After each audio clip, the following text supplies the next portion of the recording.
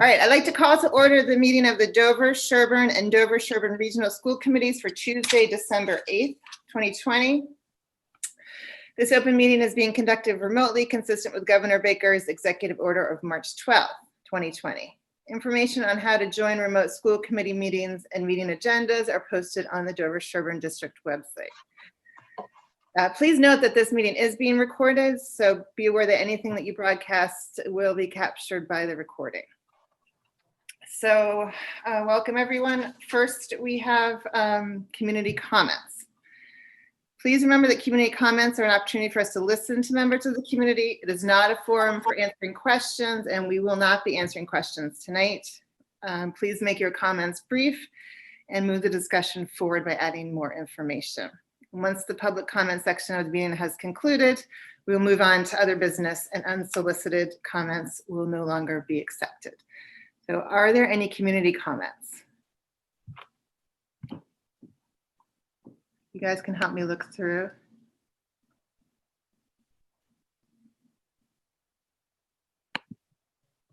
Anyone? There's no hands raised. Nobody sees anyone? No, no hands. No. Okay, thanks, Mike. Okay, then we're going to move on. The next is the Assistant Superintendent update, and I'll hand it over to Beth McCoy. All right, thank you very much.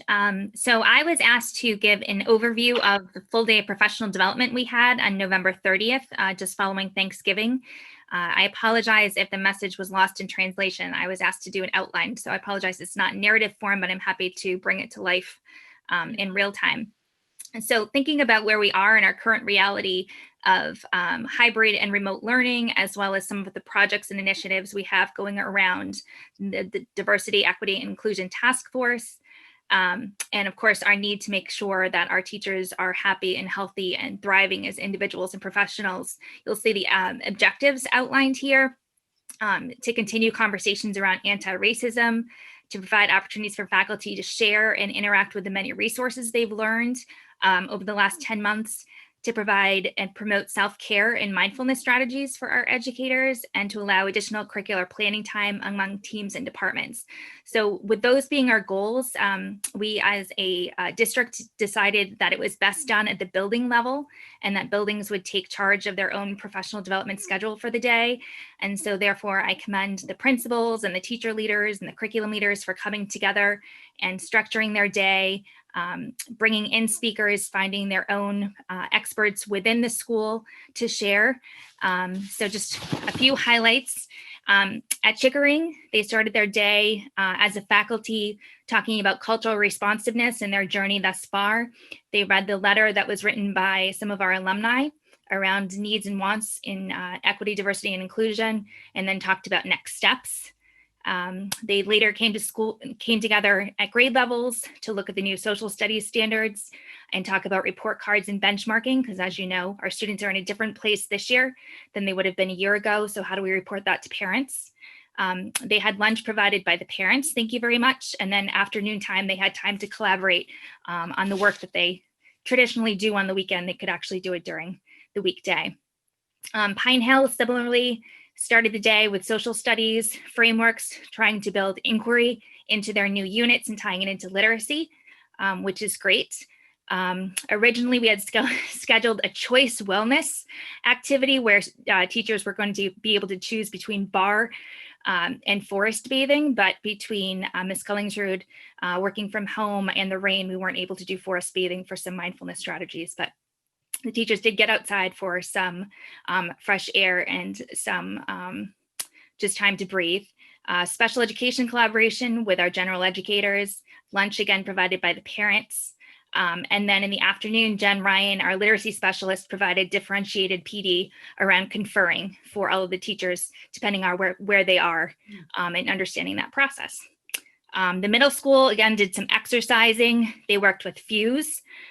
We've been working with Fuse around personalized learning. So the teachers explored some thinking routines they can use with their students online to increase engagement and ownership of learning.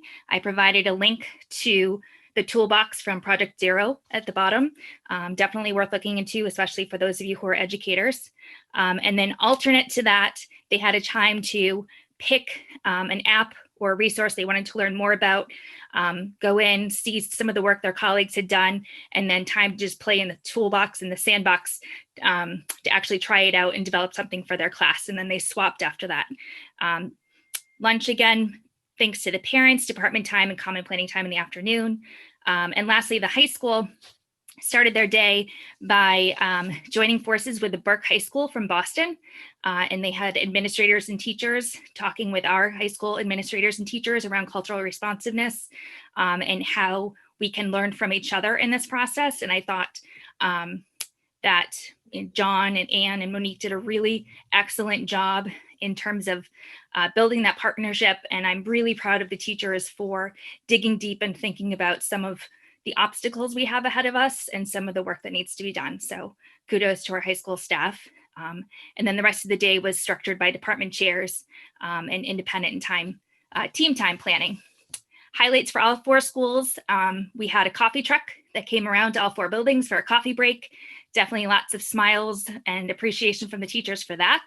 And again, the lunch is provided by our parents. So I think all 4 schools did a tremendous job integrating in some cultural responsiveness, some apps, some time to see each other, because again, some of our teachers don't get to see their other half of their counterparts. So they got to be together, which they really appreciated. And then just time to plan and keep forging ahead with this new education that they're inventing every day. So I'm happy to answer more questions. If you want a more full report, I'm happy to offer that in the future as well. Are there any questions from committee members? I can't see you all, so if you have, Maggie, do you want to go ahead? Not a question as much as just a commendation and a thank you for the updates, but also for all the work that was done. I oftentimes get comments from families that are like, what are people doing with that long extra weekend? And it's just always really nice to hear all the hard work that's gone in terms of recharging, and I appreciate the breakdown into levels and schools and really making sure that folks got what they needed in this situation, and the balance between like the hard PD stuff, time to communicate, and also like fun things like coffee trucks. Also, it seems like these were largely in-person PDs. Yeah, so I think that sounds like that was a real probably good thing. It sounds like you were able to do a lot more sort of active. So thank you to everybody. Thank you. Colleen? Yeah, hi, thank you, Beth. It sounds like it was a really productive day. I have a question about the alumni letter that you mentioned that the Chickering teachers received, and I'm curious about it, and I'm maybe hopeful that you could share it with the committee. Sure. Dr. Keogh, actually, do you want to speak to that in terms of sharing and who it was directed to? The alumni letter that we received last spring, I think I did share it with the joint school committees, no? That was before Colleen and Sarah, so you need to catch them up, I think. Sorry. I apologize. We can get a copy of that for you guys. It was a very powerful letter from graduates who joined together to say that they felt that Dover-Sherborn should be more progressive, and that they could cite examples of times that they felt that they felt that they could point to systemic racism, blatant racism, and that they felt as if we weren't taking those issues seriously enough, and that they wanted action. And it was a very strong and powerful message. It was not lost on anyone who read it. In fact, we reached out to a group of alum and had a pretty lengthy conversation about it. And it was the impetus for our diversity, equity, and inclusion work, or at least a part of it. Because we had been working on this before that. Remember, we had this in the strategic plan, but that was really a powerful statement. Yeah, I would appreciate reading that. It sounds really informative. No problem. Thanks, Colleen. Anyone else? I might jump in if I can. Just, Beth, I wanted to, the last bullet point that we have under faculty feedback about the teachers planning on Sundays, which, you know, we need to take the opportunity to commend all of our teachers for working so hard in this really insane year. I think I'd like to use the opportunity, Beth, just to help make sure that I understand when we talk about these Wednesdays, that Wednesdays are one of the primary reasons for these Wednesdays are to allow some of this time for teachers so they don't have to work on the weekends. And so when they are, what is happening on Wednesdays is making the rest of the week, you know, function properly. So when people say, oh, we need to be in school on Wednesdays, etc., you know, I just want to, am I right to reiterate that that is time so that teachers don't necessarily have to be working all weekend on these things? Yes, that's the intention. And, you know, obviously K through 5 is in 4 days now, but prior to that, when we had teachers chunking Monday, Tuesday, Thursday, Friday, they often used Wednesdays to plan for Thursday, Friday, and then the weekend to plan for Monday, Tuesday. That being said, even now that K through 5 is back 4 days and the middle and high school continue to be split, teachers will tell you that Wednesday is the hardest day of the week. Because they have office hours at the elementary level, they have mini lessons and small groups still, and then they have common planning time meetings with their departments, with their grade levels. They have IEP and 504 meetings that day, and then they have their own planning. So Wednesdays for sure are a heavy lifting day. And, you know, again, our educators are amazing. They're working 6 and 7 days a week just because they're reinventing every lesson they ever had. And although we are trying to promote self-care and challenge success, they will not give up for the kids. So unfortunately, weekends are still a part of it, despite the Wednesdays. Can I follow up on that? Sorry, really quickly. Brooke, do you mind? Not at all. I also wonder, Beth, and this is for the administrators also, but that it used to be before that sometimes if you were just overwhelmed or feeling run down, you could take a mental health day once in a blue moon. And that I feel like now, because there's the possibility to just get on your Zoom, even if you're not there, that maybe that's not happening. So I was just wondering if there's discussion around that, or what's being done to really help make sure that everyone really is taking care of themselves, not running themselves too ragged. Yeah, I think that, you know, Kate has been working with the student support team and looking at all levels of stress, whether it's the educators, the students, and the parents, and trying to provide resources. But I know the building principals have really been doing a good job keeping their finger on the pulse and the climate of their buildings, and offering, you know, whatever support they needed, whether it's time, whether it's, you know, cookies, whether it's a conversation. So it's definitely on our radar screen, but hearing it from you as reinforcement as a priority, I think is really important too. And we'll make sure that our teachers continue to hear that they need to take care of themselves. So thank you. Anyone else? Well, thank you. And thank you, Beth. I'm glad you had a chance to kind of put that out there. So we all do keep remembering how hard our teachers are working. It's really incredible in our administrators and everyone who's making this keep moving forward. And you know, we're in a better place than I thought we would be at this point in time. So that's kudos to all of you. So thank you. Well, that leads us nicely into our next topic. The next is the superintendent's update, and we're handed over to Dr. Kia. Yes, thank you, Brooke. I was going to chime in, but I felt like that's really bleeding kind of into some of the conversations that I wanted to have with you related to the reopening. Before I do that, I will concur with Beth that the work that goes on behind the scenes in order to organize a professional development day, there's nothing worse than having a PD day that there's nothing really planned, or you feel as if you're just there for the sake of it. We haven't had a professional development day like that since I've been here at Dover-Sherborn. We take it really seriously. We want it to be worthwhile. We solicit feedback from our teachers as to how effective it was for them. I do think it was tough for teachers to come in. I did receive that feedback that some felt, could we have done this without coming in person? And I understand that because there's a lot of anxiety out there right now.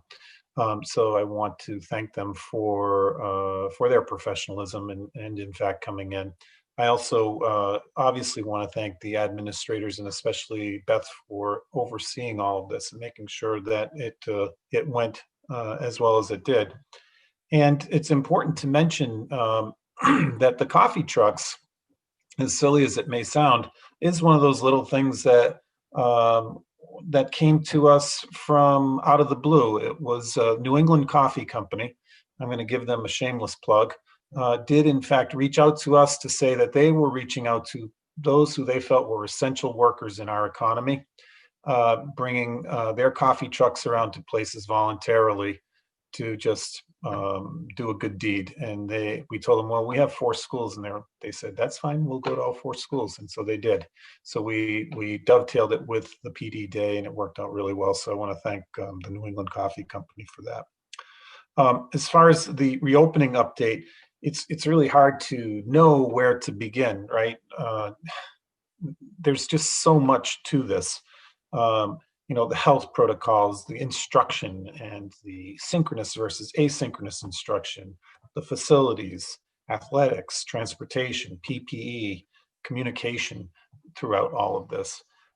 It has been overwhelming, and it does, in fact, overwhelm administrators and teachers. And I don't think I've ever been through an experience where I was more concerned about educators ever.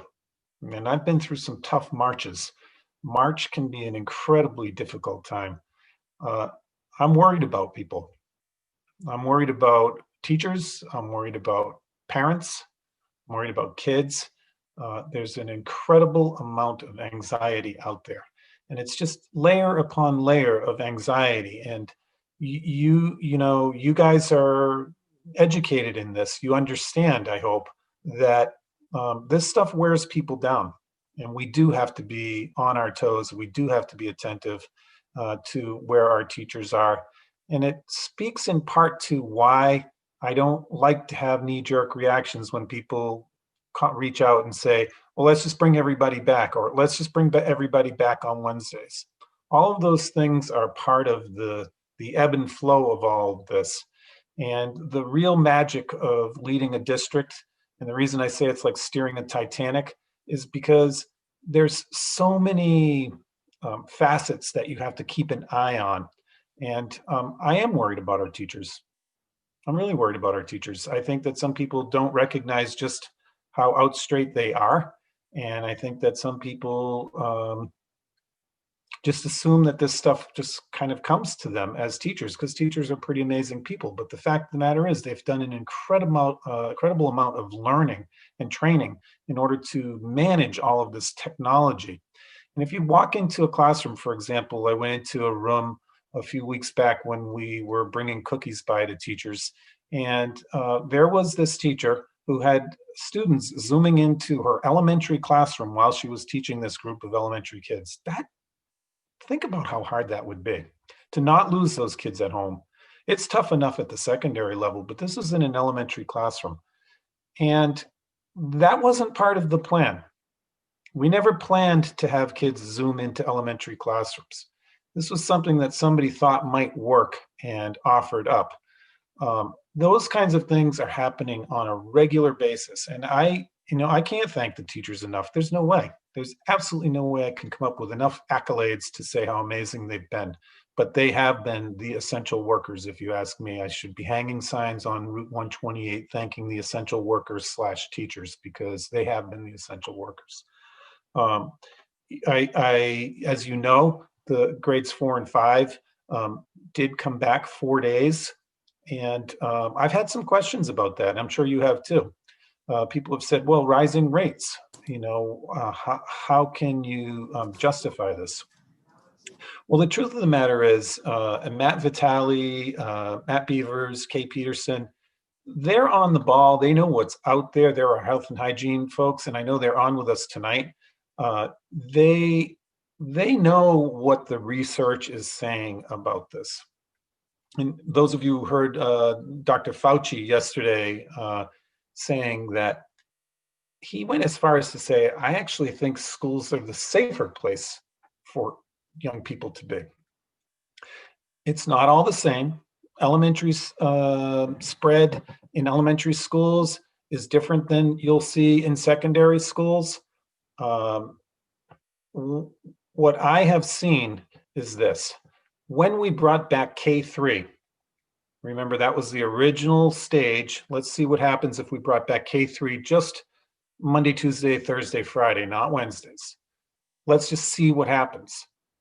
We didn't have any instances of kids giving this virus to other kids. We had no instances of kids picking it up in school. We did have a case or two, and I don't know, I can't keep track of them all, frankly, but we did have a case or two, but that was not found to have happened in school. There was a ton of contact tracing that goes on to find out where did these kids get sick. Our nurses have been, I mean, really, we should be building statues in honor of these folks to contact trace for, say, 20 kids who may have come into contact with someone. That is a project. You're not going to just get on the phone and say, okay, there's a chance that your child might have been a close contact, and I'm going to keep this short, so I'll let you go. Like, the parents want to know, okay, well, tell me more. What does this mean? I'm scared. And that's a good half-hour conversation. That could happen with one case. So the fact that we are where we are is nothing short of amazing. It really isn't. It's nothing short of amazing. And I'm incredibly proud of the people and all that they've done. I just can't say it enough. And but so far, so good. It's day 2 of grades 4 and 5. I have said before that the secondary level is a really different kettle of fish. I do have more concerns at the secondary level. We have had more cases at the secondary level to date that we know of. We have not had in-school spread. So this is one of the questions that's come up. Well, at what point would we reverse course and not and opt to go all remote? And really, one of the big kickers would be if, in fact, we had in-school spread. We were sure that kids were giving it to each other or to teachers in school. That would prompt our health and hygiene folks, our boards of health, to probably suggest to us we need to make a quick change. Also, if we were to go into the red as a system. So you get, as the joint school committee members, you get the data, the dashboard that Matt Vitale has been compiling for us, which I think is incredibly helpful. And you can see where we are.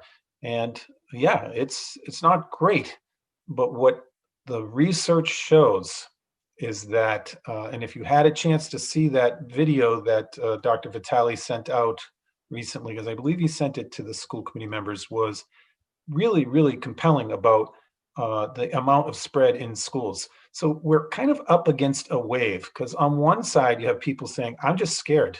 I see the numbers on Channel 5 news app every day, and they're going up into the thousands of cases per day. Like, this scares me. And I understand that. And on the other hand, you have, the governor saying, we think everyone should be all in. Now that's a little bit, there's a big gap there. So I personally think we've struck the balance.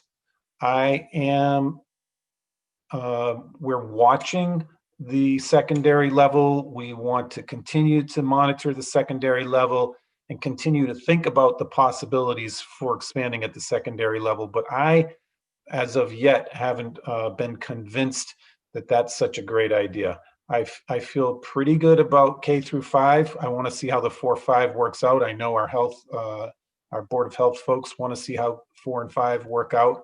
And then probably after the winter holiday, take a look at any possible changes for increasing in person at the secondary level. But this goes back to the Wednesday question. Those kinds of changes, this is where my frustration as a superintendent comes from when somebody says, well, just bring everybody back. It takes a long time. You guys, our school committee members were there. Probably many people who are in this meeting tonight were there this summer when we had the back and forth conversations about how to reopen. And we made agreements. We made decisions as a system, and we made agreements with the Teachers Association, and people built their lives around this. And when I hear someone say, well, just flick it, just change it, it's just not that simple. And that's where my personal frustration comes in, because it's much more complicated than that. So that said, that's our charge. We're still looking at it, and I feel like the progress to date has been amazing. And I don't know if Matt or Kay, and if that's okay with you, Brooke, if Matt Vitale or Matt Beavers or Kay Peterson wanted to add anything, because we're lucky to have them with us tonight. I'm so appreciative of them to come. I love hearing from them whenever we can. So if any of you would like to add to that, that would be really helpful. We're very, very, very grateful for your leadership in this time. So please feel free to pipe in. I think we've established at prior meetings the deep love I have for my own voice, so maybe I'll kick us off. I think the other just enormous debt of gratitude we have is, I think Dr. Keough mentioned it, but just the nurses have been really on the point of the spear for this in terms of supporting our faculty who have understandable trepidation after a spring away to come back, as well as our families, and kind of like school nurse is not a 24/7 job. And I think we've asked a lot of them, and part of our job as we move forward is to figure out how we can structure some of it to ask a little bit less of them, because it's going to be a long year and they've worked really hard. I think the other thing I would say is, like, most of COVID is totally awful news most of the time. There are two bright spots: elementary education and the efficacy of vaccines. And so I think those are two pieces of really good news in all of this. In terms of, what we see coming out of kind of academic centers across the country, looking at policy leaders saying, what does it look like if you do it right? It looks a lot like what DS, from parents to teachers to students to administrators to nurses, have put together. And that leaves me incredibly grateful, both as a community member and as a parent in the district. I think that I'm so grateful for the teachers overcoming and managing the trepidation that I know I felt kind of going into the hospital and doing those things. Like, that's incredibly hard. And it's easy to kind of step past and say, like, oh yeah, you did it. But there are lots of people who haven't had to do it yet. And every one of our classroom teachers has. And I think to just take a pause as a parent or an opinion giver or wherever you kind of say that, to just say, like, every single one of these people made that step and came to support our kids. And as a parent of a kid, like, you see that matter. So that's totally the dad hat, not the doctor hat. But it's a thing that it's truly one of the things I'm most grateful for. I think as we think about the road ahead, I think that, we are in for a really tough stretch. And what I would say to families is we have to figure out what our top priorities are. And I don't know the best way to message this, but if we as a community say it's in-person school, then you really need to be looking at the choices we make as a community, both inside and outside of school. I think what the data has shown us is that inside of school can be made safe with masks, with distancing, with ventilation. All of those pieces were incredibly helpful. But as parents, we also have to look at the choices we make outside of school, and the choices that may have been safe and reasonable for our kiddos in August or September, maybe not the choices that are reasonable in January and February. And so we really have to look and say, what's the risk as a community we're taking on as we navigate the months ahead? From a testing standpoint, I think we've gotten good value from having access to AFC for our symptomatic kids. I think that's been an incredibly helpful resource provided both by the district and I think with the support of the school committees, which has been very helpful. Testing remains an issue in terms of access to testing. There's some other areas coming online that offer some hope in this regard. It's clearly a focus for the state, but I think tighter and tighter testing will be one of the issues we face. I think there's some hope, again, with the changing administration, whether we'll see the antigen testing become more widely available, which would be appealing. One of the things we've tried to do as a health and hygiene group is to look and think about, what does screening or surveillance testing look like? And I think that's the part that really figuring out the kind of scale of testing and what it might look like. So if you just kind of back of the envelope and say, what would it take to do broad PCR test on each faculty member each week would be about $20,000 a week. And so again, while there's certainly philanthropic giving, you get to really high numbers pretty quickly. I think that there's lots of interesting data with pooled samples. Some of those systems don't perform as well as we have rising community prevalence because more of the tests are positive, meaning that the savings of pooling are smaller. So that's not something we've been able to figure out. Here's a great solution. I think it's something we remain really interested in. And I think Wellesley's taken a ton of leadership and there's a real chance to learn locally there. So across the board, I would say if I could have told August Matt that this is what December Matt would be saying, that dude would have been so stoked.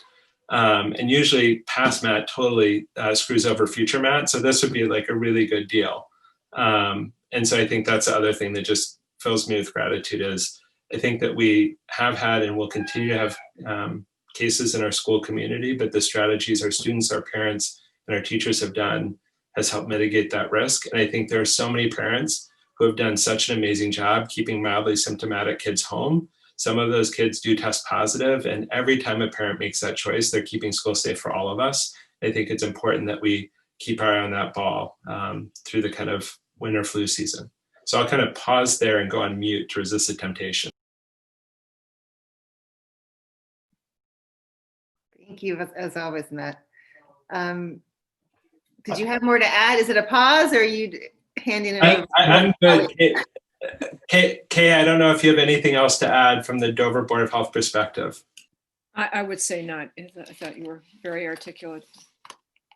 You nailed it, Matt. We're also totally collectively incredibly curious about what forest bathing is, but we're going to Google that later. Brooke, I do have a couple more quick announcements, but I see Michael's got his hand up. It's probably pertinent to this discussion. So, yeah, so maybe we'll do questions related to this discussion first and then perfect. pivot. Would that be okay? Okay, Michael, go ahead. Thank you. A comment and a question, Andrew. Comment, I know that there are a number of parent volunteer groups who are ready, willing, and able to help out, and things have been quite quiet, understandably, because things need to stay distant and remote, but just putting out there that to the extent there's anything that any needs that could be filled or partially filled by parent volunteers, please do encourage staff to leverage those groups. And a question around the school transmission, because we don't have a lot of in-school testing, do we really have any way of knowing whether there is or is not transmission within the buildings? So I'm happy to take a stab at answering that if that's okay, Andrew. Yeah, that's fine. I just had that conversation this afternoon, so I'll chime in if need be, but I think you're the one who filled me in on the answer to that, Matt, yesterday. So I think this really comes down to the contact trace efforts. And so I think the middle school and high school in general have had larger contact groups than the elementary exposures, just because you have different classrooms and different kind of combinations of kids. The way you would look for in-school transmission isn't to say we tested everybody in school to do that. There are thresholds to identify that would then trigger the mobile testing unit by the state. In this case, every case when they did the contact tracing and looked at where were you in school, who are you connected with, do these two cases tie to each other?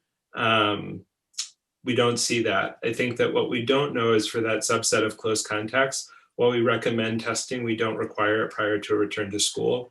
So if a close contact chose not to get subsequent follow-up testing, then we can't compel them to do so. But those that have followed the recommendation for contact testing or for follow-up testing as part of a close contact follow-up have been negative. So I think that's how we can infer, even though we don't have global testing, we do recommend the testing for the close contacts. I don't have numbers about what % of close contacts have undergone the recommended testing, so I don't know if it's most or mostly not.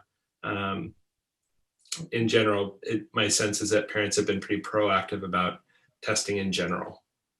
We do know of Matt, some would you- instances.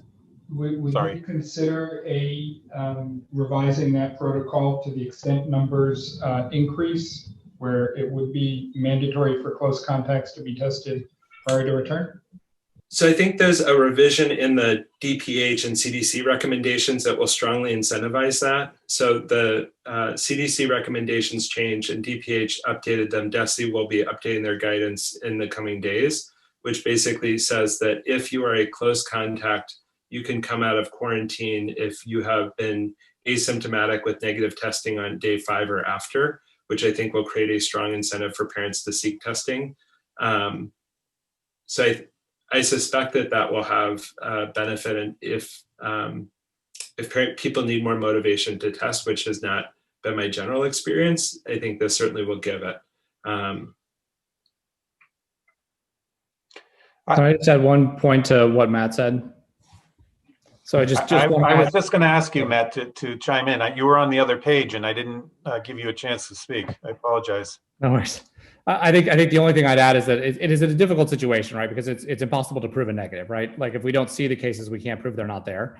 But we do know from our own contact tracing, we haven't seen it. And we do know from contact tracing in other districts around the state, that other places have reported that they also were not seeing transmission with close contacts. And I think what that's telling us is that our distancing and our masking in general is working. And it's realistically probably the best we can do at this point. And I think that, while we're not seeing everybody, I think us plus the experience of other districts and the experience of other places around the world, it's showing us that really we're doing a reasonable job of limiting that transmission. And at this point, as far as we know, preventing that transmission in the school. And I was going to add to that I think the greater concern for me, just as an educator and somebody who worked with high school aged kids, is what happens if they don't tell us the truth? So what if they're hanging around with their buddies? What if they're carpooling? What if they're going out for breakfast at Blue Moon? What if they're doing A, B, and C? And when they're asked, they don't want to tell because they don't want to get someone in trouble for having been foolish. And so that to me is a concern. And that to me is why we're probably keep on getting these responses. I'm just theorizing, but maybe why we get these responses that it's all emanating from families. And maybe it is. Maybe it's just happening in households and then they give it to each other. But that is a worry. I don't think our younger children in Massachusetts are hanging out together as much unless their parents are approving of it. Whereas with high school kids, they tell their parents they're going place A and they may actually go to place B. So that's a worry, and I'm just thankful because not every superintendent has this luxury of having the support that we've had from our doctors, and they have been really helpful in this regard. So I feel as if what you just said, Matt Beavers, is that it's true. The layers of protection that we put in, we believe are keeping our kids safe. We want to see how 4-5 goes. And we want to continue to monitor because as parents know, we are getting cases and we send those letters home. And so, we're not immune. Plus, we need to see what goes on this week. We'll get another update on Thursday. Maggie? Man, I have so many questions. I'm going to boil them down. I am curious whether or not it's possible to understand what percentage of the cases of either adults or children who've gotten coronavirus, who are students or faculty at the school, in what percentage of the case are we able to identify where they caught it from? Do we keep track of that? Like sometimes they can say like, oh, we did contact tracing and we've discovered you got it from this person, but other times we just don't know. And the reason why I don't know if it's, the concern I have is asymptomatic spreaders, because I think, yesterday Deborah Burks was on and she's been really very conservative or whatever, flexible about this. And yesterday she was very adamant that, looking at universities and saying that, their pooled testing allowed for schools that did regular testing, the spread was 1%. And for schools that did not do that, the spread was 10%. And I understand we're looking at different things in terms of what population we're talking about, but especially at the high school, not entirely different. And so I'm concerned about asymptomatic spreaders. So I'm curious what we're thinking about that, because I keep hearing like everybody's so good in school, and I don't think school has magic air. And that's connected to the second thing, which is that this afternoon on my drive home, the doctor who's the director of the DCU field hospital was pretty adamant on the news, saying that he would recommend that all his family and friends no longer depend on fabric masks, but because of the prevalence of virus in the community, he would recommend they all wear K95 when they leave the house. I see some head shaking. Is he overreacting? Yeah. Do we think he's an overreactor? Well, what I'd say is like, I think that it is a natural reaction to have in terms of what people do. So what I will say is like, for me, I was on the COVID unit the week of Thanksgiving, was like where I spent my time, and having spent my time there, like we're still rocking the fabric masks in the Vitale household. So I have a different opinion, though, he certainly may have different data. I think what we know in general is that the mask data is limited. We think buffs are worse, but maybe buffs are fine. The kind of high quality surgical mask is probably better than cloth masks. The availability of that is limited, and there are lots of super low performing knockoffs that to the lay consumer will look pretty similar. So just buying it on Amazon does not mean you're getting a high performance surgical mask. I think that the masking probably makes a bigger difference for transmission than prevention, but may provide some benefit for both. Going to your question of, how often are we able to identify a index case in terms of like, where did yours come from? I think at the state level, it's about 50% of the time we're able to identify it. Anecdotally, my sense at DS is higher, just because I think that the amount of insight we have about what people's social contacts were tend to be higher. I don't want to give specifics, but can say broadly at the community level, we are seeing a fair amount of household transmission. And when we look at our volumes, lots of these cases are within a household where people are either unable or choose not to do the social distancing and masking at home. And I think what you see is when we look at household contacts, there's a great, Matt, I can't remember if this was a CDC study, but they looked at close contacts of cases with like daily testing, and the transmission rate in a household without other precautions was about 70%. So if somebody at home has COVID and you don't do anything to mitigate the risk, there's a reasonable chance you will get COVID. And so I think that fits with the data we generally observe. But I think that's certainly something we can try to figure out with Jill in terms of for what percentage of cases can we identify the index. My sense for DS is greater than 50%, but we can definitely follow that up. And I guess the other thing I would say for the university testing, it's like millions of dollars. So I suspect that the testing, the university that spends millions of dollars of testing, I suspect is investing in many other elements. And so I'd be curious to see like, liberal arts universities in New England, this subset did it, this didn't, versus large Southern land-grant universities. And, if you say we've got University of Alabama and we've got 40,000 people and we're not doing any testing, and we've got BC and we're doing a ton of testing, there may be lots of differences in the other risk mitigation behaviors that are there. So I think that the testing likely provides some benefit, but I think also likely reflects an institutional investment in risk reduction that probably pays off in a lot of ways, whether it's number of students on campus, occupancy of dorm buildings, classroom layout, and those strategies. Hey, was there something you were going to add? I was going to say something about asymptomatic transmission, that we know asymptomatic transmission happens, as you've all heard and read. And it's probably happened in our schools, but I guess I would say that this is why we have why we're so careful about masks and distancing and ventilation and other measures that we're taking, and that it's not a guarantee, but it certainly helps if we have a case in the schools, either symptomatic or asymptomatic. I would also like to introduce Alexi Boudreau, who is a parent, but is also, she's a pediatrician who lives in Dover, who is working as a volunteer consultant to the Dover Board of Health, helping us out. And Alexia, I don't know if you want to add something. And a DS alum. Is that correct? No, that would be my husband. Oh, I'm sorry. One of his My other bad. 8 siblings. Tried to get some credit there. An honorary alum. There you go.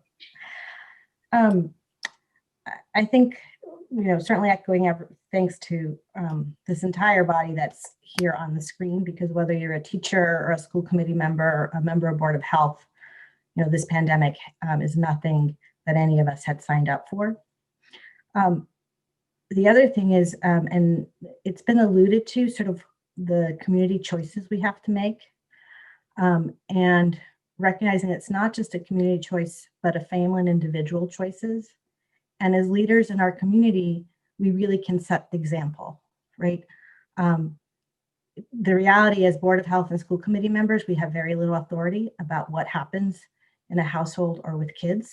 But by setting an example of safe behaviors, we really can transmit a lot in what as a community we tolerate with each other. And the other thing is that I know adolescents, I talk to them nearly every day. They're listening to the news. They can be scared as well for multiple reasons, and they're tired. One of the best ways to ensure that they're telling us the truth about contact tracing is making sure that we're not punitive with them, right? And it's one of those things, this is about a culture of safety and making sure that they know that, so that we can be honest and be very effective in our contact tracing. But I can't emphasize the importance that you all as leaders have in setting an example for our community about what choices we have and what people see us doing. Alexi, welcome, and thank you so much for your work with the Board of Health. And to the 3 of you, we couldn't do this without you. So I can't express enough how grateful we are for your input and leadership on this. So thank you. I saw, Colleen, did you have a question? And then I'll go to Anne. Yeah, thank you. I had a question. I saw some research recently about portable air filtration units. And I wondered if the Board of Health doctors, if you had any insight, if that would be helpful for our teachers. I am really thinking about their health through this. There's definitely a lot of things going around, not just COVID. And if you think that would be effective in, helping lower the risk for them and their classrooms now that they are indoors more. If I could just add one thing in response to that, Colleen, the HEPA filters are something that we have actually employed in various parts of the district. But what we did is we worked off of the guidance of independent company that actually it started with, I believe, the Dover Board of Health wanted to be sure that we had our own people check our ventilation. They wanted to be sure that an independent organization did that. And then Sherborn joined in. And so that's what we did. And what we came away with was recommendations for some spaces within our facilities to use HEPA filters. But otherwise, they felt as if our ventilation was effective. Does that capture it, Dawn? Yeah. I don't know if so I guess the reason I'm saying that is because I think that our doctors are probably going to say, yeah, they're a good thing if you don't have quality functioning ventilation. I would echo what you said, Andrew, that the consulting engineering firm recommended HEPA filters in certain areas where they didn't feel the ventilation was adequate. But I think in areas that they felt were fine, I think it would not add anything productive to put in additional HEPA filters. It's also, there's a real science to it too, to knowing what size unit to have and how often to change the filter. So it shouldn't be done casually. And I think the worry, this has come up with other contexts where the worry is if you do this casually, it provides a false sense of security. And so it's come up for our Board of Health and other venues too. Like, should we just throw an air filter in there? And the answer is you need to do it thoughtfully. Right, and that's how this came to be. These experts said, okay, well, your ventilation is actually working really good. So in this space, so you really don't need it. You're not gaining anything. You're not adding anything. You're basically paying for nothing. It may make you feel better, but you're not really getting anything out of it. On the other hand, on this space, you could really use it, and the kind you need covers this much square footage, and so we bought units more for Pine Hill, which is our oldest school, built in the 50s and 70s, and some of our kind of landlocked rooms at the region. But and that in many instances was really just for a sense of security, because they said they thought even those spaces were safe. But we have, like, for example, we have one at the central office. We don't have a central ventilation system at the central office, but we have excellent windows. So we use both, and that's a place where we really needed it. And one other follow-up question, which is, would we consider doing the testing of the sewage sample, the testing of the waste? I've seen that that's been done at the university level, and it has helped to. And also, I know it's being done on the state level. I just didn't know if that's something we'd consider as a town. Interesting idea. We did consider that, and I spoke to one of the people at the company biobot that is doing the wastewater testing for the MWRA, and I learned that it's really hard to do it and have it be meaningful if you don't have a residential situation in which you have, frankly, a lot of people pooping on a regular basis in the facility. So he was strongly discouraged us from going down that road. But it's a really interesting thought. I think in a boarding school, it would be a different matter. It might be helpful. And just to clarify, we're not doing that at the town level at this point. Is that correct? Well, we can't, because we all have individual septic systems. The reason it would be possible at the region is that the region has a small septic. It's not an individual septic system. It's a little septic plant. Yeah, wastewater treatment plant. Yeah, thank you, Dawn. But no one lives there. And no one lives there. Yeah. And if there are ports that could be sampled, one for each school, but they felt that it would really not be very hard to interpret the results. Thank you, Colleen. Anne? Thanks, Brooke. I realize this is not really part of school committee purview, but since we have the Board of Health people here, and I think it's a question that may come up, it's actually building off of what you mentioned, Dr. Boudreau, about how we really need to set an example, and we're kind of a climate of care, and how our behavior impacts everyone else. And I was wondering, because it's also been brought to my attention by several different groups of people, if they would make sense, it would increase the safety if the Monday and Tuesday before Christmas were remote days, so that everyone could essentially quarantine, and then they would be safer for the holiday if they in fact celebrate Christmas and were planning to do it with members in their household or members beyond their household.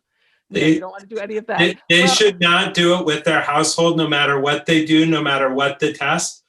God forbid, like, bunker down, save up, don't see people you love, see people you despise. Like, find the most noxious in-law and be like, we want to do Christmas at your house this year. So I get that, but like, I know over Thanksgiving, we know of, lots and lots of students who at least did travel, lots of families who traveled. So I'm sort of thinking about reality. And if that would make it safer, it's just something to throw out, I guess. If that would somehow make it safer so that people could, in fact, stay home, if they were going to do it anyway. I know they shouldn't, but if they were, But you I say think don't regardless. Okay, I get it. I think this is another matter of false reassurance, though. So quarantining for a couple of days at home before you travel, and then thinking that somehow you're not going to be infectious is really asking for trouble. I should rephrase though. I hear what you're saying, and I do want to actually ask you to follow up on this because the number of days I would like to get good information just out there for people. I think the thought is that then you could quarantine Saturday, Sunday, Monday, Tuesday, Wednesday for Thursday. And I'm asking, is that even that from the experts, even that's a false sense of security too? Yes, it is. I mean, the All right, incubation period of the virus is 14 days. You could isolate for 14 days before you travel, but then you have to travel, and you could be exposed. You could be completely in a bubble for 14 days at home, travel to where you're going, be exposed during the travel, start incubating, and infect the people you're visiting. Thank you for the clarification. I appreciate that. I would also just add, I think it's an incredibly natural question. So like we have thrice weekly testing at the hospital, which averages about 400 tests a day. And the Tuesday before Thanksgiving was 1,500 tests at the same time that they're sending all of this messaging to all of us. So I think that desire to gather is really widely held. And I think what our epidemiologist said is like the biggest tragedy of COVID is it preys on the best of us. It sort of preys on that desire to be with each other, to break bread, to spend time. And I think that especially as we see these prevalence rise, I think one, we don't see school as a big driver of transmission. So avoiding school, particularly if the kids are now in less structured activity, may not reduce the risk or remove a sort of risk of transmission. And if you're going to spend time with people who would be vulnerable, you really should go in saying, I need to assume that somebody in my group has COVID so that we're making good choices to keep everybody safe. And I think that would be the messaging I'd recommend.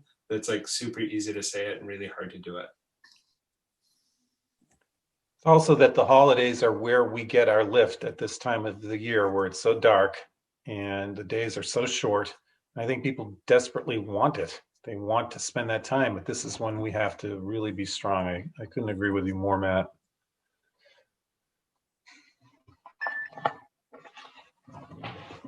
Sarah, go ahead.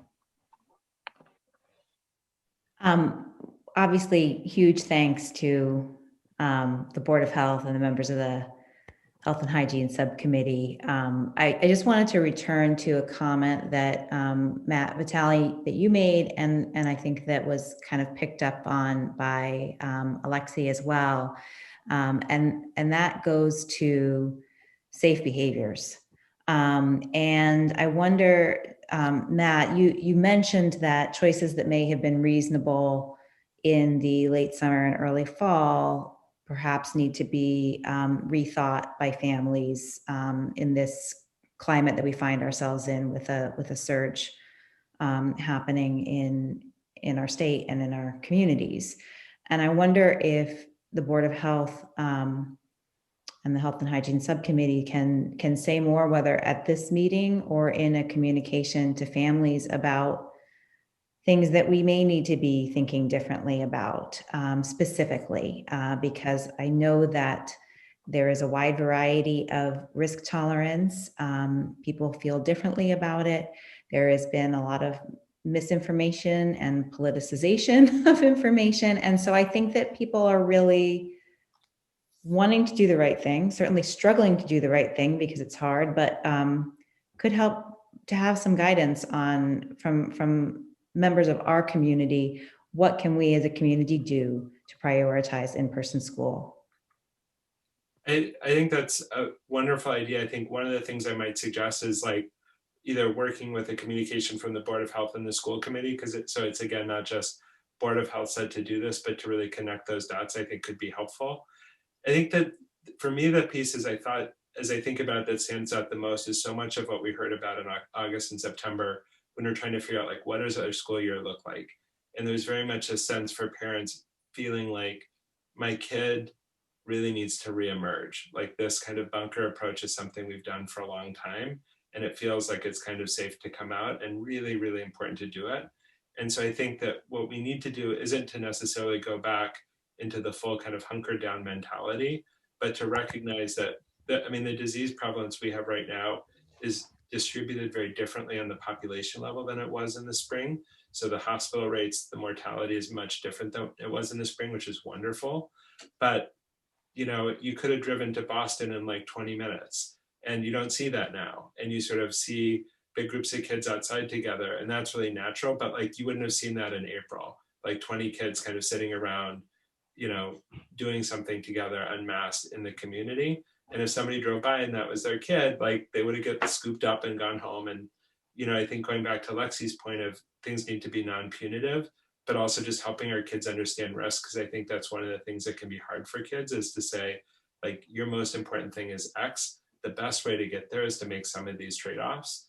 I think for the concrete behaviors, you know, the things that worry me the most are enclosed spaces with groups. So a bunch of teenagers going out together in a shared car. You know, again, it's fine if the community prevalence is really low. If that gets high, there's a reasonable chance that somebody, one of these times, will have COVID. It may not be this month, but it certainly could be next month. And then that can work its way through.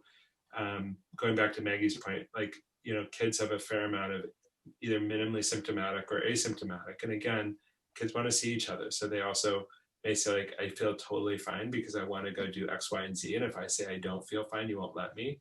And figuring out how to message and connect that, I think, is important. But would love to partner with folks who've got that kind of education lens, and also broaden the message from just Board of Health saying you ought not, but, you know, if this is what we care about, here's how to make it successful.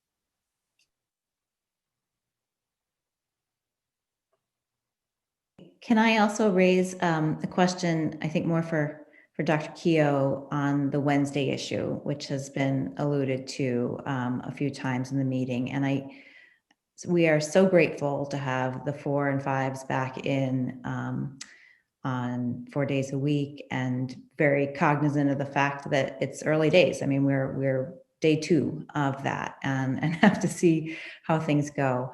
I also appreciate the comments that were made earlier about the amount of time that teachers need for planning and for working with their colleagues, and how Wednesdays have been fruitful for that purpose. But I feel like I would not be sort of representing the families that we represent as school committee members if I didn't raise the question of, now that the 4 and 5s are back, and if it does continue to go well, I think that there had been comments made at previous meetings that we would consider whether Wednesdays at the elementary level should remain remote, because the original purpose of those Wednesdays was to provide some separation between the cohorts and deep cleaning of the schools, and also opportunity should there be maintenance needs or what have you. So I gather there are other factors to be considered with Wednesdays, including an important factor of the teacher planning time. But I do just want to squarely kind of put that issue back out there, because I know that Wednesdays are difficult for families too.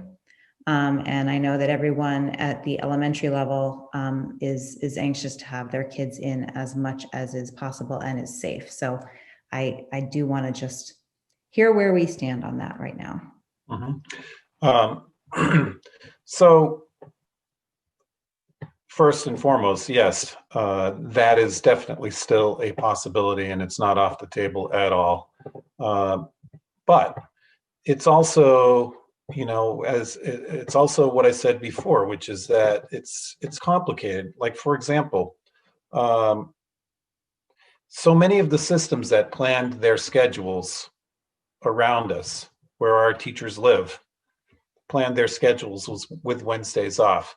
That's, if I could somehow get them all to sync up and agree, okay, from 4 and 5s, we're all going to go back on Wednesdays. Or K through 5, we're all going to go back on Wednesdays. That would be a beautiful thing. Again, this is where my frustration comes in with the state government, because what they said is they would leave it to local control. So local local school committees and boards of health made these decisions. So if we go to if we go to 5 days, but our teachers' children who live in the 5 neighboring towns do not, then they have a problem with childcare.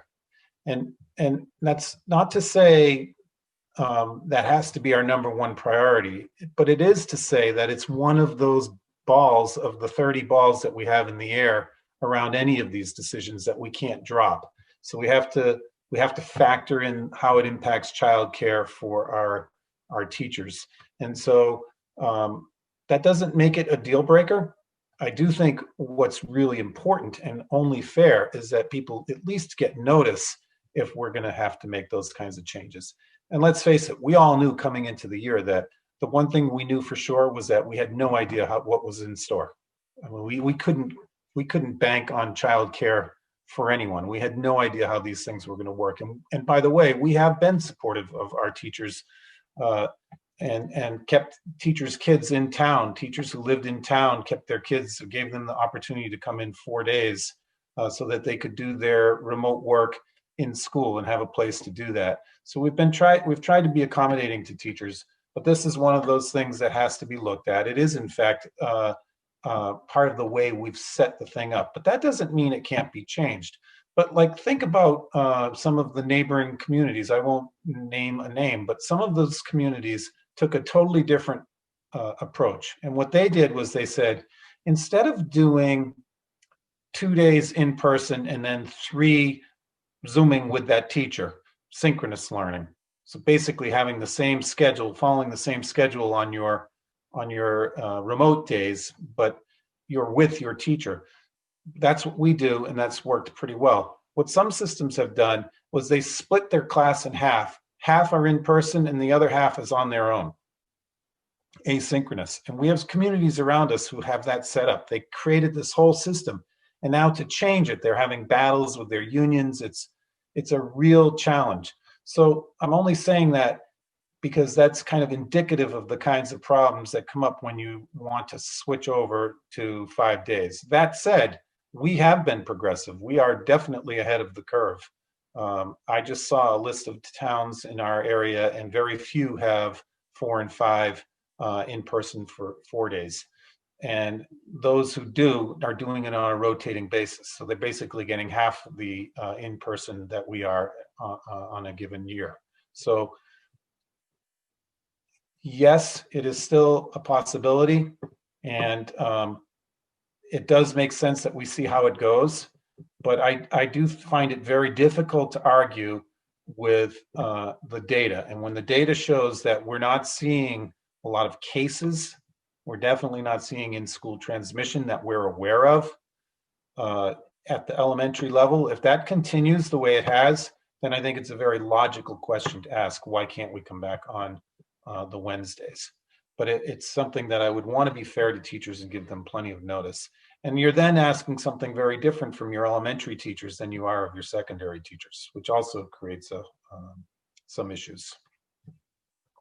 It's a long answer, Sarah, because it's a complicated issue, but your point is well taken, and I understand that people would like us to keep an eye on that, just as they would like us to keep an eye on the secondary kids. Can we get them back in? Should that be our highest priority?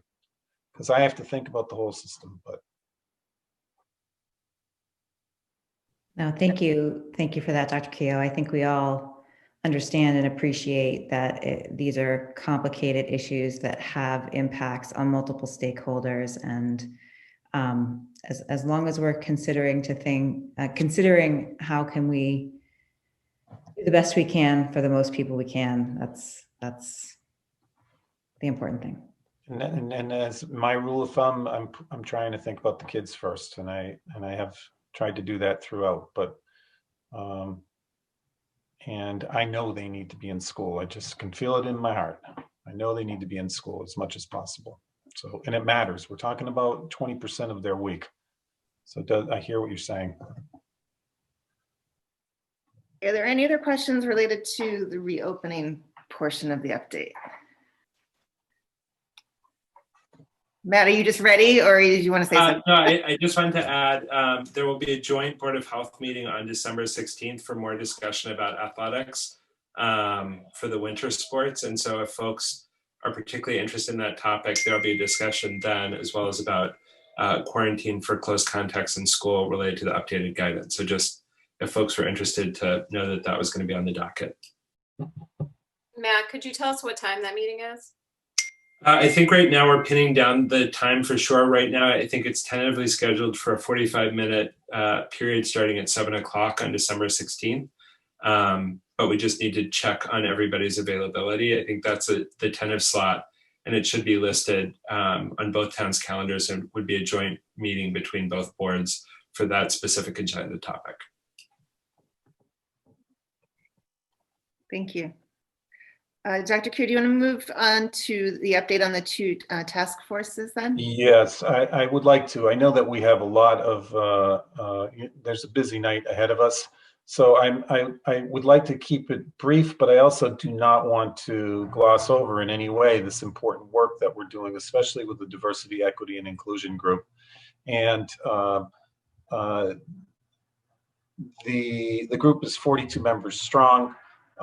We have a number of school committee members on it who are here tonight, and I'm hoping that they could chime in kind of their takeaways, or at least one or two could, so that we don't go on all evening.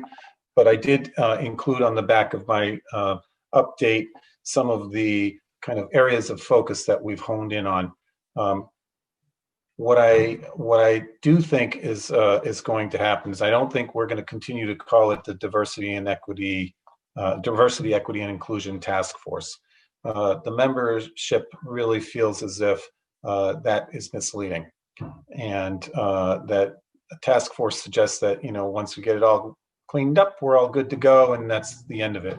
And they're thinking of this as something that should be going on for many years to come. So I don't know if Lynn Collins or Sarah, Kate Potter, or Nancy Cordell want to add anything about perhaps their perspective, any one of you?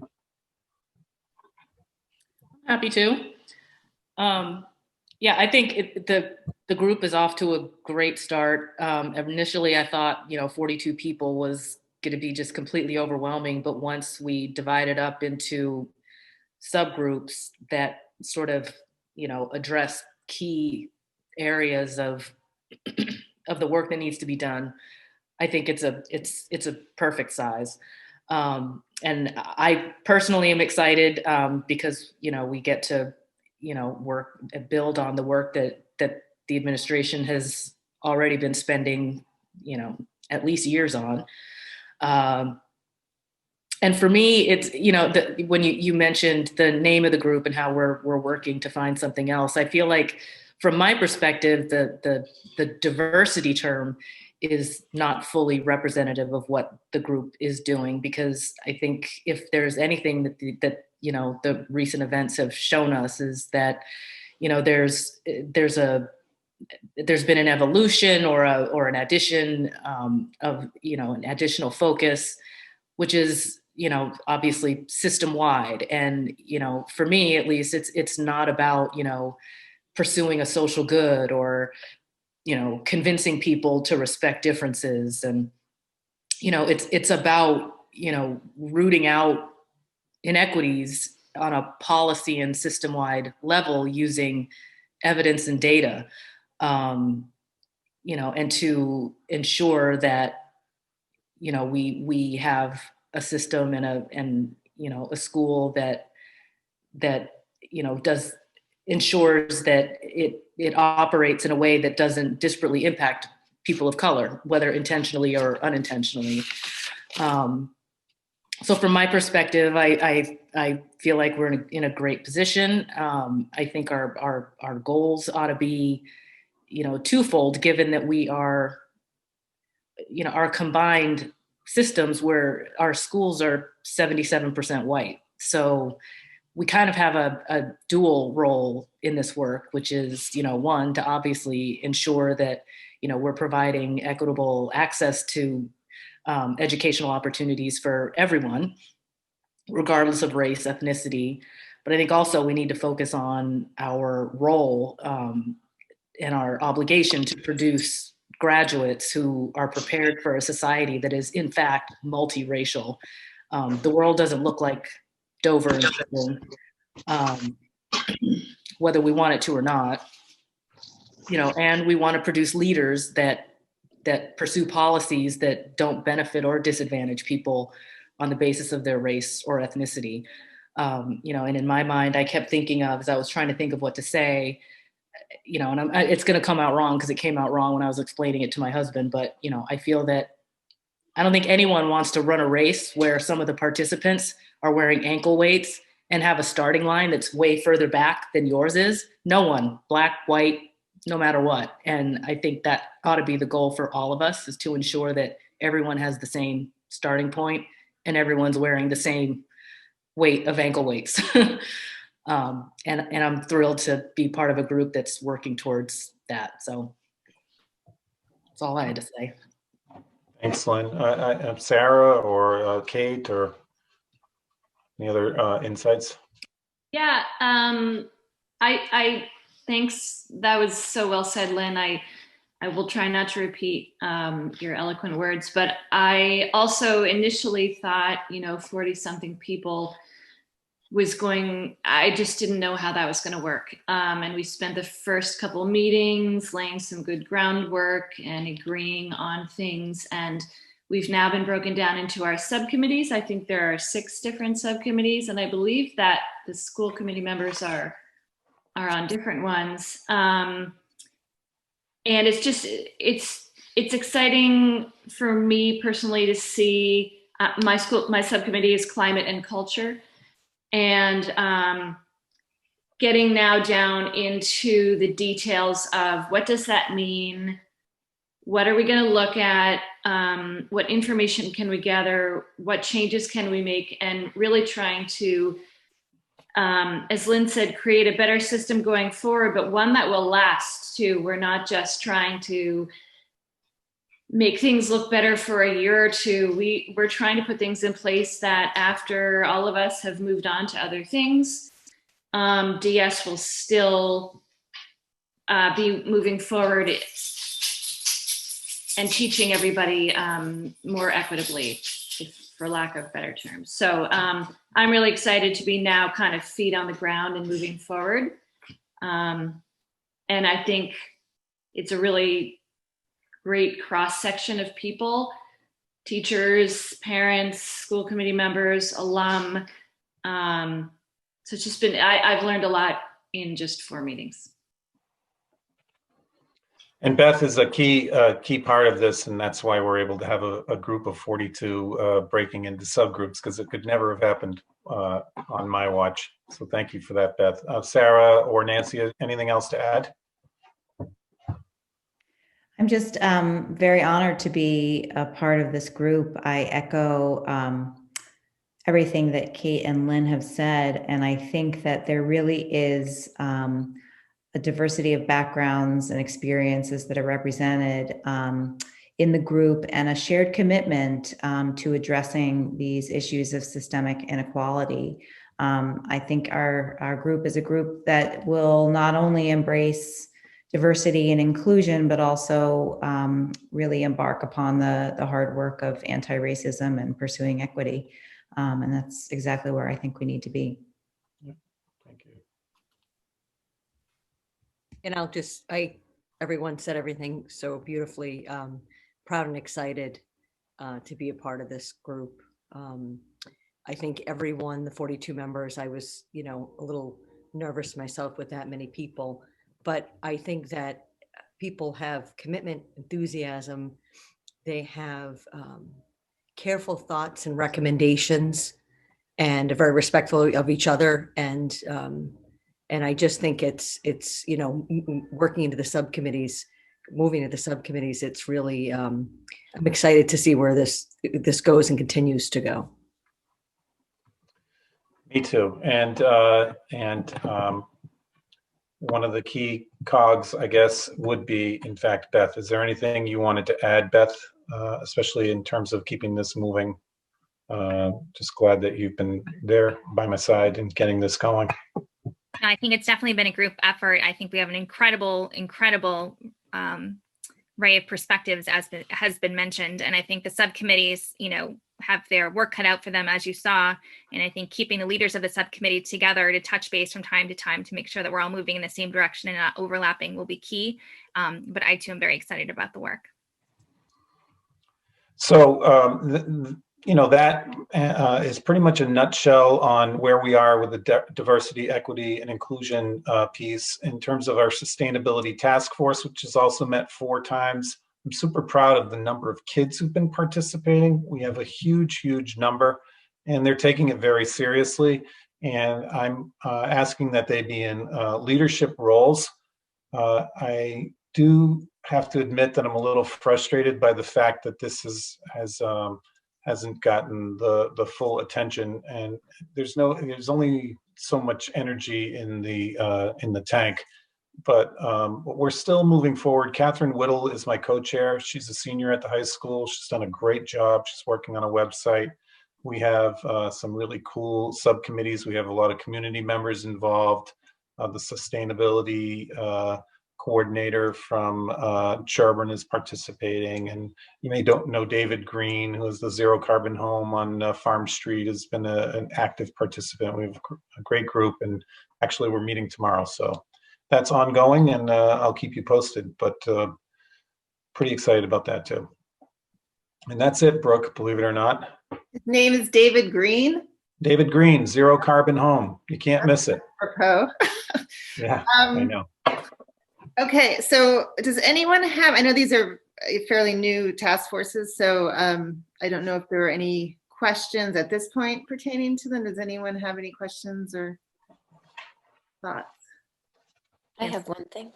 Where am I? Colleen, go ahead. Thanks. I was wondering, this question is for Kate. I see that one of your initiatives is to provide opportunities for student and school exchanges. And you were mentioning, or it was mentioned before, that Brook Charter School is one that we partnered with for, I think it was a staff, the professional development. And I wondered if that was something that has been considered. I know we do have a community member who's also a teacher there, and I have been involved with them. They're a great school. Still muted, Kate. There you go. Thank you. I was not part of that professional development planning, so I don't know a whole lot about how that communication started. I know that we've talked about a lot about learning best practices from other schools, so that's something that we're certainly open to. But unfortunately, I can't fully answer your question right now. We have had some exchanges. Chickering had an exchange with a school in Boston last year, but this then there was the one yesterday. Beth, you can probably speak more. The 30th. Beth, you can probably speak more to that. Sorry, so I apologize if I was speaking too quickly. The one that the high school worked with on the 30th was the Burke High School in Boston.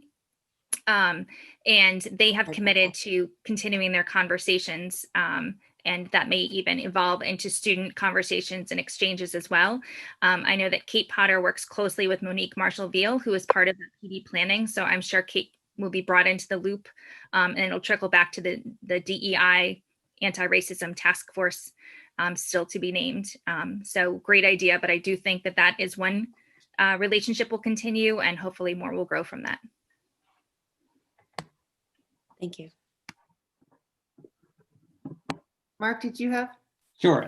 I just want to say thank you so much. It's exciting just hearing about the work of the subcommittees, and I appreciate that it sounds like each subcommittee is kind of drilling down to really look carefully at their domain. And as I've heard from Lynn, just that you're looking at as much evidence or data you can collect to develop or advise some system-wide policies that are long-lasting. And I simply appreciate all of the effort and thought that went into it so far and seems to continue along this path. Thank you.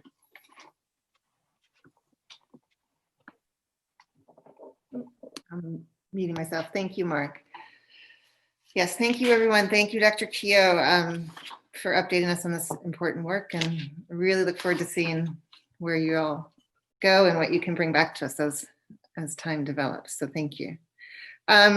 I know it's getting late. Let's go to the next item on our agenda is the first read of the updated restraint prevention and behavior support policy and procedures review. And I'm going to turn that over to our policy subcommittee. I don't know who wants to take it, Sarah or Lynn or Angie. Is that okay if I just throw it to you? Sounds good. Where are you, Sarah? Yeah. So essentially, we've prepared a proposed revision to the policy regarding physical restraint of students in the Dover-Sherborn Public Schools, really just to update the policy per the current DESE regulations and the MASC model. MASC, for those watching and not familiar with the acronym, is the Massachusetts Association of School Committees. The overriding theme of the regulations that the Department of Elementary and Secondary Education, or DESE, has put forward in this area is that physical restraint is an emergency measure of last resort. There are various requirements that are in place in the regulations. They're pretty detailed in carving out permissible and impermissible forms of restraint, giving requirements with regard to policy and procedures that schools should have, training requirements, reporting requirements.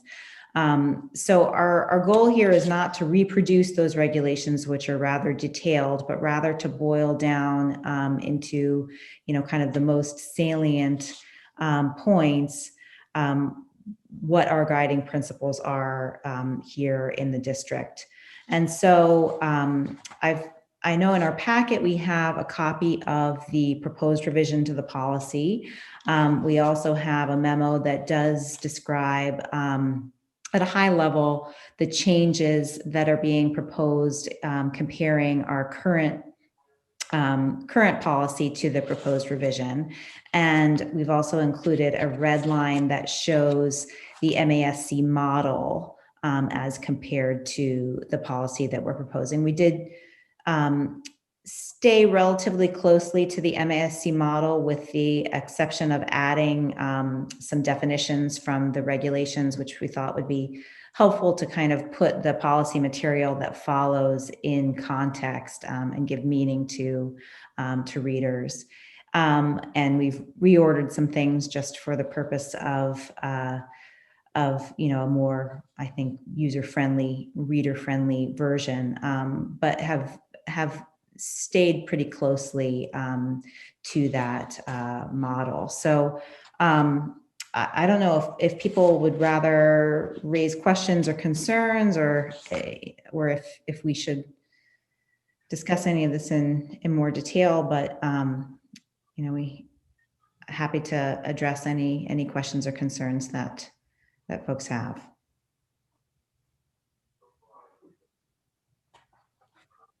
I'd like to note your generous use of the term "we," and give Sarah all of the credit for doing all of this. This was a lot of work, and thank you very much for You take your pills and everything. You can go put that back. It'll just sit out now, and then I'll have to deal with it.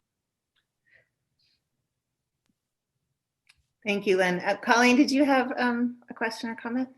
I had one question, and it one is the clarification of the role of the people in the building who are trained. So the principal, each building principal will identify staff members to serve as a school-wide resource to assist in ensuring proper administration of physical restraint.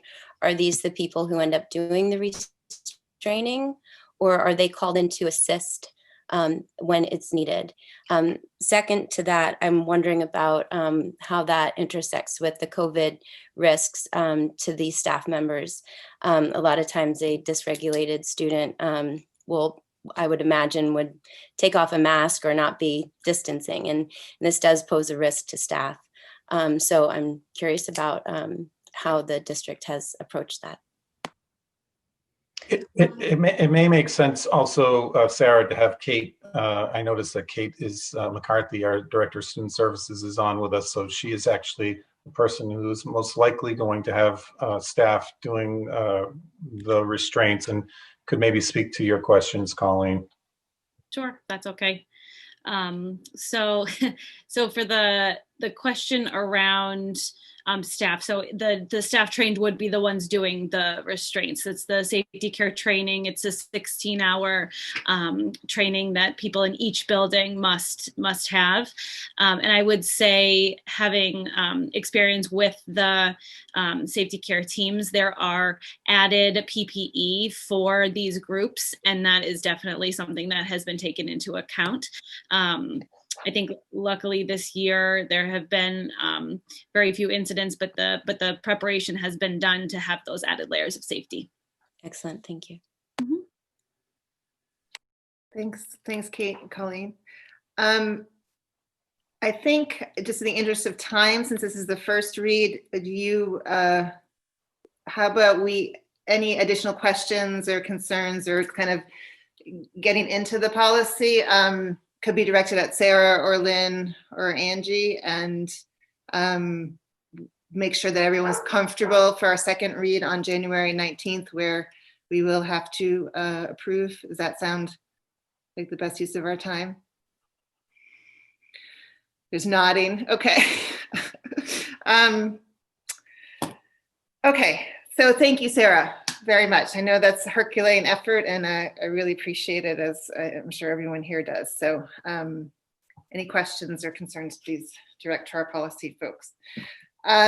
Okay, Dawn, you're up. The transportation contract amendment. Following up, as you know, you've approved an amendment for fiscal year 20 school year. So now we're moving into fiscal year 21 with some of the similar situations. And so we have a amendment to our new contract that just started. I'll just highlight that for it's actually 3 rates that we're pulling, but it's following suit with what we did last March when we went fully remote. So any day that we were not in school at the beginning of the school year, we reverted to the deferred start hybrid rate model. So we reduced our $384 per diem rate down to $226. And that is mainly because at those days, Conley did not have their drivers working. They were on unemployment. And that's why we were able to get such a good break.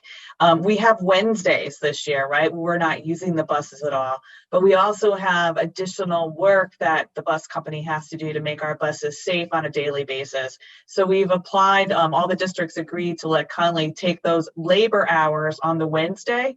And theoretically, there's 4 hours for our school buses.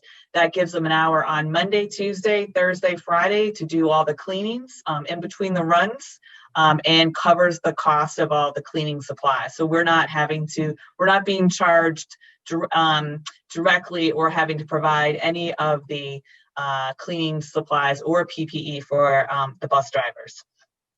The other accommodation that we're putting into this agreement is if by chance we do go back to suspended learning or remote learning like we did in the spring, and if that happens and it's going to last longer than a week, we'll revert to that lower rate, the 226, because that will mean that Conley will put their drivers on unemployment again. So we calculated for you what the savings are for the 8 days that we delayed the school to start year, and showed you what a typical Wednesday was for the hybrid days that are remote. And I think the language is pretty standard. We just had to add in the new rates. And so tonight I'm just asking all 3 school committees to approve the amendment that will each go under your individual bus contract. Happy to answer any questions about, yes, Michael? An ignorant question and maybe an overly paranoid question. Are the windows on the buses open? Not every window is, but they have windows along at least 2 or 3 open just like an inch. And that's enough to give the air circulation that they need. Obviously on warmer days, you would see them more, but there has to be a percentage of windows open, even on days like today. it'll be important for, to dress the part, both on the buses and in school, because we also want the windows cracked still a little bit, just for that extra fresh air that definitely provides the air exchanges that makes it another level of safety for students and staff. So yes, the buses should always have at least 1 or 2 windows on each side, cracked just enough to get the airflow going. Thank you. And relative to the windows or the window policy, as well as the cleaning, are there provisions or is there a procedure in place for the ability to audit to make sure that indeed the buses are getting cleaned as required and the windows are being cracked as required? Right. So our administrators at all the buildings are usually at the bus drop off and pickup, and so they're sort of our eyes and ears. But I will say, my assistant here, Trisha, we actually at a couple of times have gone over just to watch what's happening. And we're constantly calling just to reminding them. But it's in the best interest of the drivers too. So I think it's been a very collaborative process. I can't say that we go audit. We could go over. I mean, the buses, just so you know, the Dover buses are here on site. And that's where the cleaning takes place. And then the Sherborn buses are over in a Natick yard where our primary transportation coordinator office is. So she's our eyes there to make sure people are doing what they want. But I have no doubt that Conley is keeping up their side of the bargain, because they actually came up with the protocols, which I do believe I shared with you guys back in the fall as to what they planned on doing.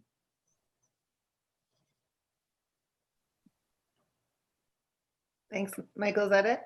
You good? Okay. Thank you.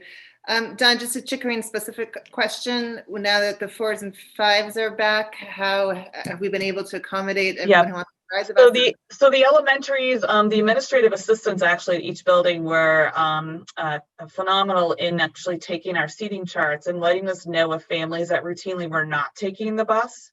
And so we confirmed with those families, and that allowed us to have space on almost all of the buses for the 4 and 5s coming back 4 days. There were a couple of buses where we had to take sections of a bus route and put them on another bus. And I know some families weren't too happy about that, but that was how we managed to take our buses and appropriately allocate the students where we could. Same thing happened in Sherborn. So right now, everyone who had initially or over the last couple of months asked to be on the buses are on the buses. We are now accumulating a list of requests for more people to get on the buses, and that we're going to let this 4 or 5 settle for about 2 weeks and see where we stand. But that's an issue that I'm going to have to figure out how we can continue to fulfill the request for people to take the bus. Because right now we're really at capacity at almost all the buses. Do you foresee the need to somehow add other buses, or is that even yeah? a Well, possibility? the issue is that it's almost creating a whole nother bus route. But I will say that it's becoming, I don't know, it's going to be harder to get a hold, not necessarily maybe a bus, because there are districts that aren't using maybe their full capacity of buses, but drivers are now becoming more difficult to find. And I just had a call with Conley actually this week asking what our plan was going to be if there was a driver who potentially called out sick and they could not find a substitute because the substitute pool is getting pretty thin. So we came up with a plan B that one of the other drivers would probably just we'd split the run for the driver who was absent with other bus drivers. So there could be a little bit of lateness arriving at school, but we are getting to the point where there's just not a supply of labor. And we are seeing that too in our special ed transportation, where there's vehicles, but there's not drivers to drive those vehicles. So we'll do the best we can, and we'll monitor to see if there are people who have seats assigned who aren't taking the bus. Like I said, that sort of solved a huge problem for us, putting the 4 or 5s on full time.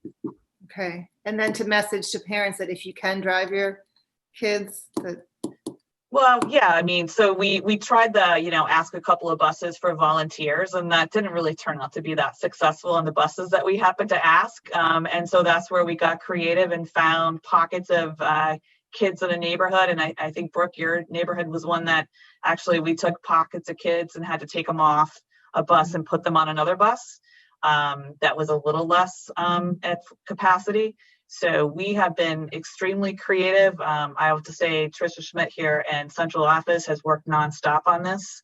And it's, we're managing it, but I think we are going to have a little bit of a spillover of people that we might not be able to accommodate, but I hope they'll just be patient and we're going to try to figure out what we can do.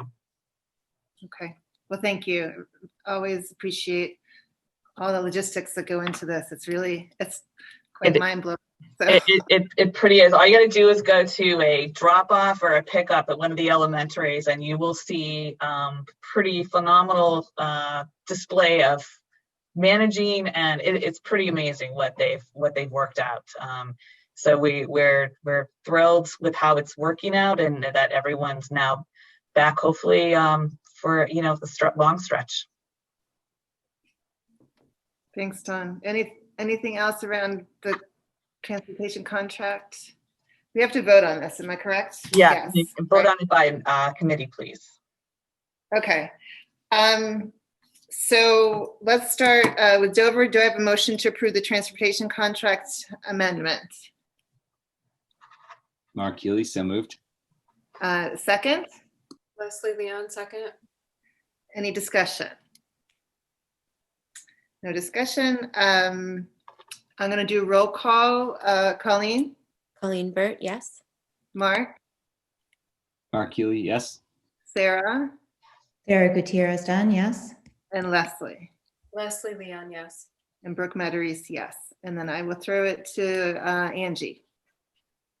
Hey, Sherwood, do I hear a motion to approve the bus transportation amendment? Nancy Cordell, so moved. Do I have a second? Megan Page, second. Great. And so we will, any discussion? None being heard. If you'll take yourself off mute, I'll do a roll call. Mike? Mike Fitzgerald, yes. Megan? Megan Page, yes. Nancy? Nancy Cordell, yes. Angie Johnson, yes. Amanda is not with us tonight. Aggie? Sure. Can the regional school committee members take themselves off mute? Do I hear a motion to approve the amended bus contract as stated previously? Ann Hovey, so moved. Ann Hovey, motion by Ann. Do I have a second? Kate Potter, second. Thank you, Kate. Any discussion? Okay, hearing none. Judy Miller? Judy Miller, yes. Michael Jaffe? Michael Jaffe, yes. Lynn Collins? Lynn Collins, yes. Kate Potter? Kate Potter, yes. Ann Hovey? Ann Hovey, yes. And Maggie Sharon, yes. Okay, Dawn, that is approved. Thank you so much. And the chairs, if when you can, there'll be a original down at Cheryl's office for you to sign. There'll be 2 of them. Okay, moving on. Anne and the superintendent search team, you have a superintendent search update. I do, thank you. I have to say, I feel like every time we give an update, we're like an hour 2 of a 2.5 hour, 3 hour meeting, and everyone's like, please go fast. So I'll do this as quickly as I can.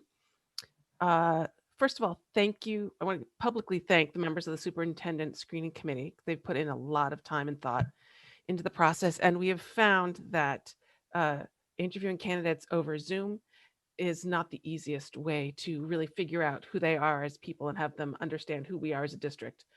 But we're doing our best. We are in the midst of interviewing, and when the interviewing is complete, and this is where the school committee will come in, the screening committee is charged with voting on a slate of applicants to present to the school committee. And up until that point, everything is done in executive session. But once then the school committee is presented with a slate and votes to accept it, then everything moves to the public stage, and pretty much everything we do has to be done in public.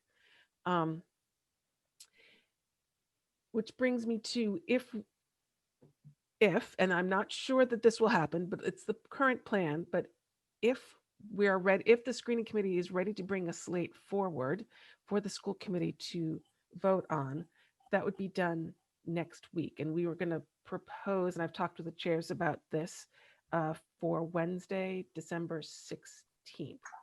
It would be quick. We could probably do it in about 20 minutes.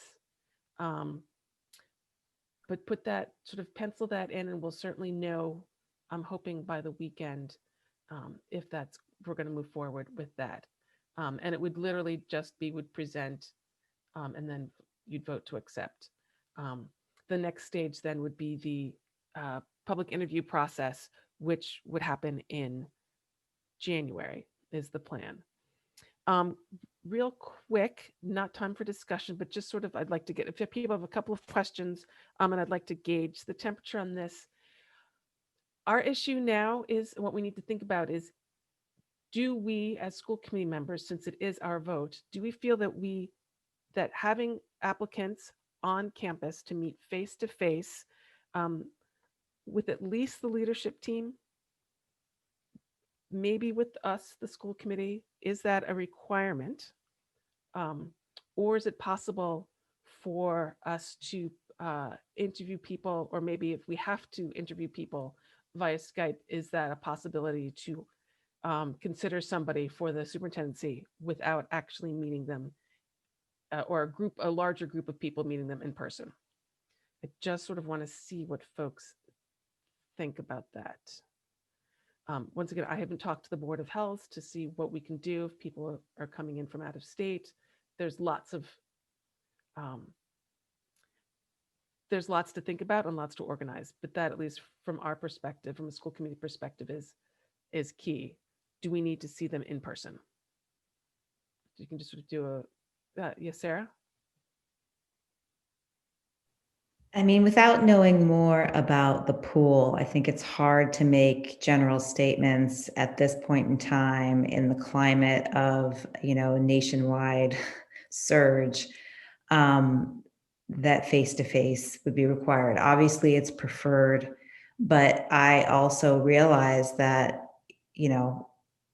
it's a hard ask right now to ask someone to travel.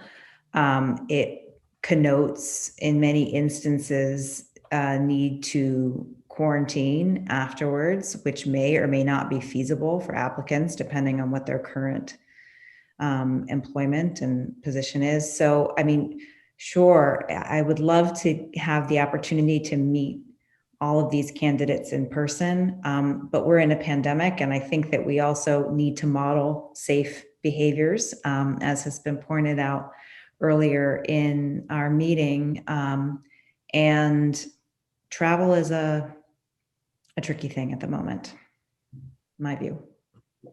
Travel is tricky. Judy, and I apologize if I'm not seeing people. Okay, so thanks. I have to say, I feel pretty strongly about that we need to see someone in person. And this is separate and apart. And Sarah, I agree with you that we need to model the appropriate behavior, and we need to know whether there's a way to see people in person that is safe. But having in my day job, I do a ton of interviewing of people, trying to figure out whether they're telling me the truth or not. I mean, that's like 50% of my job. And I believe that you get a much better understanding, assessment, appreciation, and knowledge of someone in person. And this is a really important position, and I would be really hesitant to hire someone without some type of in-person interview, because I just don't think you really get an understanding of the person without being in the same room with them. And I'm not I'm not saying that as a sort of bottom line. I'm saying, to me, it's a really important consideration. Does that make sense? All right. Yeah, Kate? Yeah, I hear everything that Sarah said, and I agree with you. And I don't actually, honestly, I don't know what hoops we'd have to go through to bring someone in person, but I agree with Judy. And then there's something that I can't quite articulate about being with someone in person. I would have a very hard time voting for someone having not met them in person. And I should state that there will be people from the screening committee reaching out to the leadership team, because you are the key people who would be working with the new superintendent. And so it's also really important to get your feedback about that as well. And I think, can I make just one? Sure, go ahead. I think if we're going to require an in-person interview, we should think about how to do that in a way that doesn't weed candidates out in a way that we didn't intend, sort of, in the spirit of, neutral policies that have disparate impact. I don't have any suggestions on how to do that, but we ought to keep that in mind. That's a great. I make the problems. I don't fix them. No, thank you. But if you think of something, please share. Yeah. We've been tossing some of these things around, which is why we're to the point of bringing it up with you. Michael? Yeah, just to share really data points. Well, I don't know if they're data points, but there have been districts in Massachusetts that have interviewed and hired completely remote. I happen to agree with the very strong desire to see somebody face to face. Although the other thing that we need to consider is that in person is also going to be masked. And Judy, if you're still doing your interviews in person, you know the difference of getting veracity of somebody who's masked versus being able to take in all of the facial body language, I guess, or the facial expressions. It's certainly a tricky one. Yeah, nothing about this search has been easy, and I sense that moving forward, it will continue to be that way. Judy? Just one thing, which is, I hear you, Michael, and in fact, I'm not doing any in-person interviews. But the ability to sort of be in the room with someone, even wearing a mask, and kind of say, hey, how you doing? And have that kind of, slight informality, maybe it's with somebody from the leadership team, is important, I think. So that's all. If I can, I just want to echo what Judy and Kate have said. I definitely would appreciate meeting the final candidates in person. All right. Well, thank you for the feedback. That's helpful for us to then move forward with some of that, realizing that we don't have any answers, and we also don't know what January is going to look like.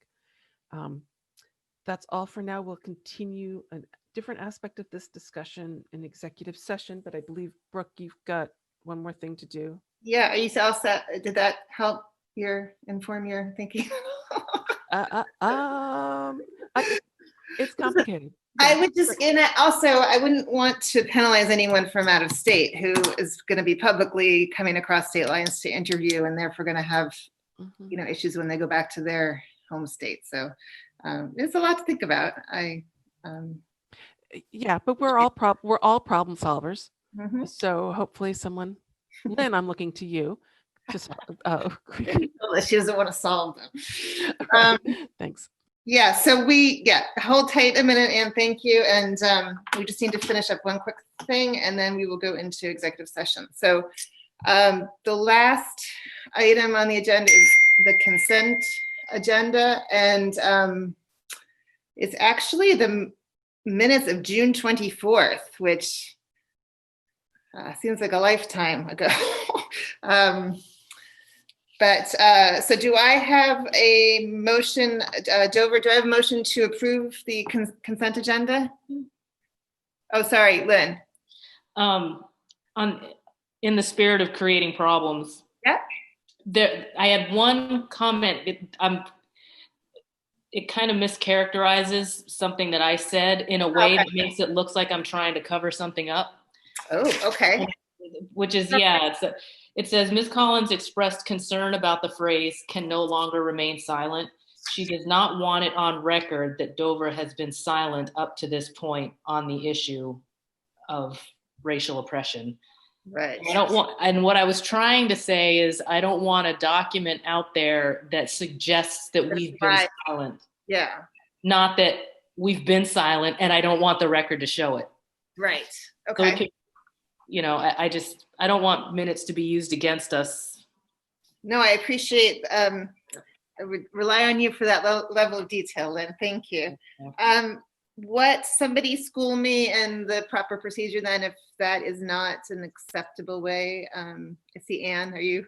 Yeah, you could do the separate language. I mean, if you want to just do the substitute language, don't want to construe it as and approve it as modified. Mm-hmm. Does that work, Lynn? Construed as? It would to me, yeah. Exactly, yeah. She does not want the document construed as. So take find it on record, and she does not want it suggested that or implied that? Yeah, does not want the document to, yeah, we could say that. She does not want the document to suggest that Dover has been silent. Okay. So then I can ask for the approval of the consent agenda, taking into account those modifications, which I will tomorrow send. Right, but so yeah, you just say as modified.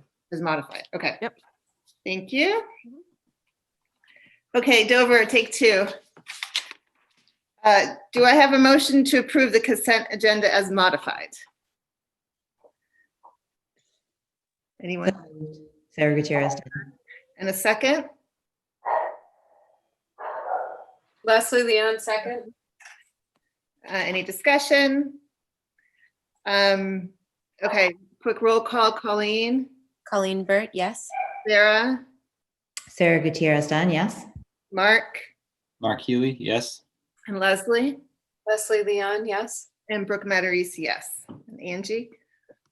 Okay, Sherburne, do I have a motion to approve the consent agenda as modified from the June 24th, 2020 minutes? Megan Page, so moved. Do I have a second? Nancy Cordell, second. Okay, everybody take yourself off mute from Sherburne and I'll do a roll call. Mike? Mike Fitzgerald, yes. Megan? Megan Page, yes. Nancy? Nancy Cordell, yes. And Angie Johnson, yes. Okay. Regional School Committee members, take yourself off mute. Do I have a motion to approve the consent agenda with the modification made by Lynn Collins?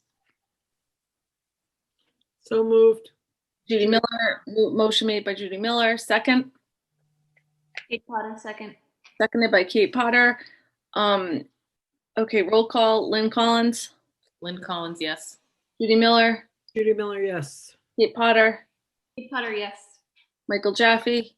Michael Jaffe, yes. Ann Hovey. Ann Hovey, yes. And Maggie Sharon, yes.